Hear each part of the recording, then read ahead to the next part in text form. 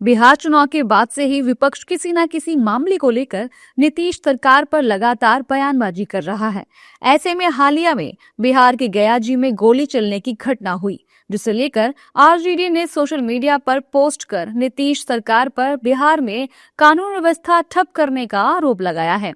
साथ ही बिहार में एनडीए की सरकार को भ्रष्ट करार दिया है।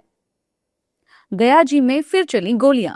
लगातार बीजेपी नीतीश सरकार के कारण बिहार में कानून व्यवस्था की यह स्थिति है कि गली में अवैध हथियार आपको मिल जाएंगे। बिहार पुलिस के ऊपर से नीचे तक कर्मियों से लेकर गृह मंत्री तक सभी अवैध गतिविधियों में ही लिप्त रहते हैं। बढ़ते अपराध पर सरकार का कोई नियंत्रण नहीं है। आरजेडी के इस पोस्ट के बाद एनडीए नेताओं द्वारा बयानबाजी भी तेज हो गई है। इस दौरान एनडीए नेताओं ने आरजेडी की पोस्ट पर तीखा हमला करते हुए कहा है कि आरजेडी को इस तरह के बयान नहीं देने चाहिए। जो पार्टी अपराधियों को संरक्षण देने का काम करती है, उसे कानून व्यवस्था पर सवाल नहीं करना चाहिए।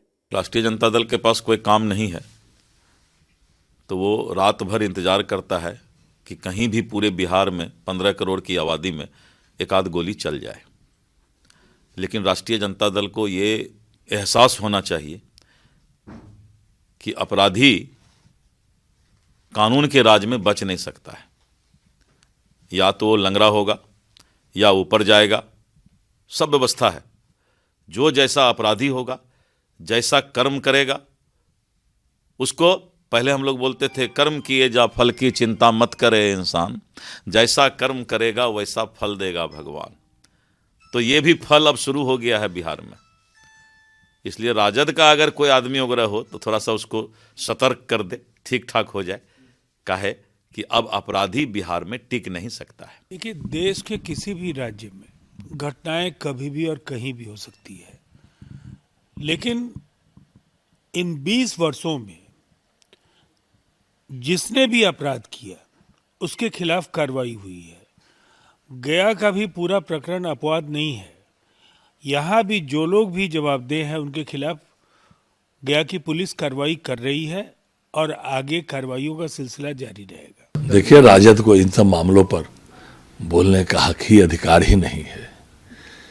जिन लोगों ने अपराध और अपराधियों को सत्ता का संरक्षण दिया है, वो लोग आज ऐसी बातें बोल रहे हैं। आज अपराधियों का ऐसा ऐसा इलाज हो रहा है और अपराधी भयभीत हैं। बिहार के इनकाउंटर से लेकर सारी कार्रवाई हो रही है और जो भी करना होगा गृह मंत्री सम्राट चौधरी जी और माननीय मुख्यमंत्री जी के नेतृत्व में वो सभी कार्रवाई होगी। जानकारी के लिए बता दें कि बिहार में इस घटना के बाद बिहार प्रशासन सख्ती के मूड में नजर आ रहा है। बिहार के डीजीपी विनय कुमार ने अपराधियों को लेकर चेतावनी दी है कि अपराधियों को गोली का जवाब गोली से ही दिया जाएगा। कानून से टकराने वालों के खिलाफ अब कोई ढिलाई नहीं।